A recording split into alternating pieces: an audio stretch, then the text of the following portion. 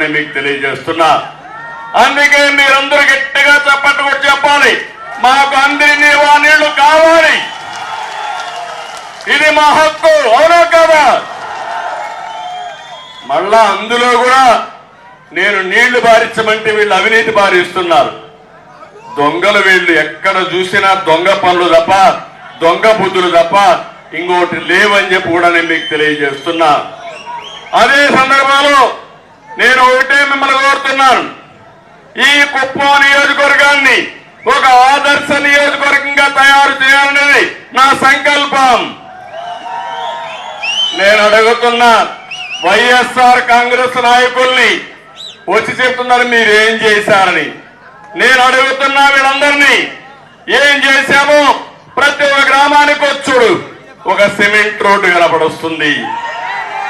నువ్వు నడిచేది మేము వేసిన రోడ్ల మీద, నువ్వు చూసేది మేము వేసిన ఎల్ఈడి బల్బుల దీంట్లోనే చూస్తున్నావు. ఇంకొక పక్క మీ పిల్లలు చదువుకుని బిడ్డ స్కూల్స్ లోనే, కాలేజీల్లోనే, అవునా కాదా తమ్ముళ్ళు అని అడుగుతున్నా. మీరు తాగే నీళ్లు నేను కట్టిన పాలారు పైన చెక్ డ్యాముల ద్వారానే, అవునా కాదా అని మిమ్మల్ని అడుగుతున్నా. నేను ఒకటే ఆలోచించాను, ప్రతి ఒక్క ఎకరాకు నీళ్లు ఇవ్వాలని, ప్రతి ఒక్క పిల్లవాడు బాగా చదువుకోవాలని. ఈ నాలెడ్జ్ ఎకానమీలో కుప్పం నుంచి పిల్లలు బ్రహ్మాండంగా రాణించాలని. ఒక మాట చెప్పాలంటే కుప్పాన్ని ఒక ఎడ్యుకేషన్ హబ్ గా తయారు చేయాలనుకున్నా.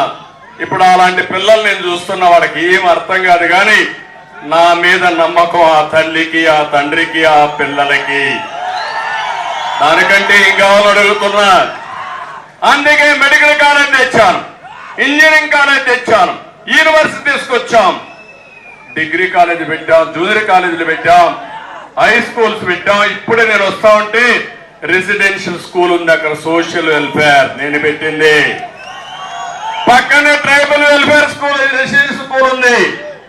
ఆ పిల్లలందరూ బయట వస్తా ఉంటే గేట్ వేసి అడ్డుకున్నారు. పాపం వాళ్ళని అడ్డుకున్నారు, కానీ వాళ్ళ మనసులు మాత్రం మీరు అడ్డుకోలేరు. ఆ విషయం గుర్తుపెట్టుకోమని హెచ్చరిస్తున్నా. నిలబెట్టాను, అడిగాను, అడిగితే వాళ్ళు చెప్తున్నారు ఇక్కడ పనిచేసే టీచర్లకు జీతాలు ఇవ్వడం, ఆడ పనిచేసి స్కావెంజర్కి డబ్బులు ఇవ్వడం. అంటే మీ యొక్క దౌర్భాగ్యం దీన్ని బట్టి అర్థమవుతుంది. ఈ రోజు మీరు చూశారు, ఫీజు రీఎంబర్స్మెంట్ అని అట్టహాసంగా బటన్ నొక్కాడు.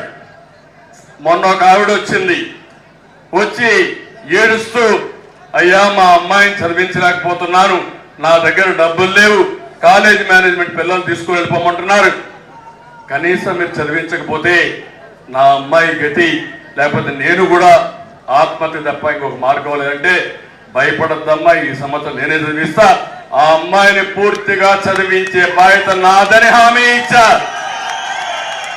అంటే రాష్ట్రంలో ఎంతమంది పిల్లలకు మీరు ఫీజు రీఎంబర్స్మెంట్ ఎగ్గొట్టారు?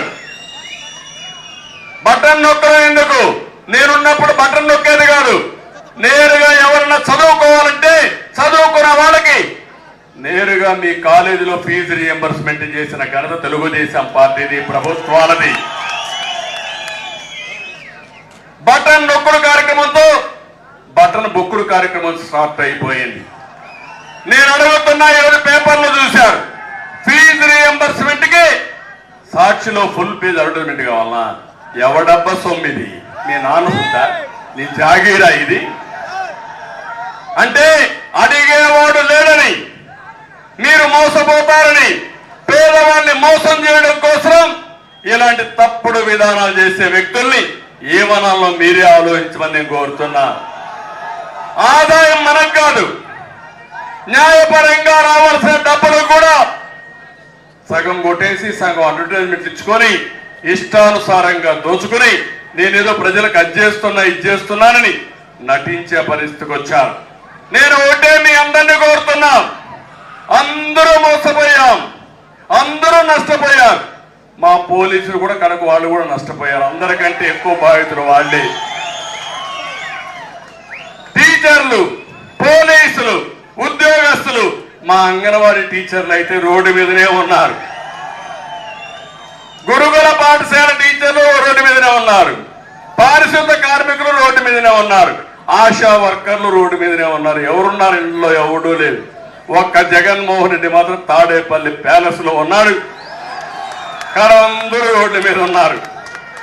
నేను అడుగుతున్నా, ఏ తమ్ముడికైనా ఉద్యోగం వచ్చిందా తమ్ముడు అని అడుగుతున్నా. మోసం చేశాడా లేదా అని మిమ్మల్ని అడుగుతున్నా. జాబ్ క్యాలెండర్ ఉందా అని మిమ్మల్ని అడుగుతున్నా. జాబ్ క్యాలెండర్ లేదు, మెగా డిఎస్సి ఊసే లేదు, ఒక్క ఉద్యోగం లేదు, పెట్టుబడులు లేవు, పరిశ్రమలు పెట్టాలంటే వచ్చేవాడు లేడు.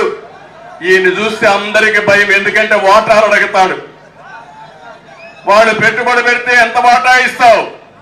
వాటాలు అడిగితే పెట్టుబడులు పెడతారా తమ్ముళ్ళు అని మిమ్మల్ని అడుగుతున్నా.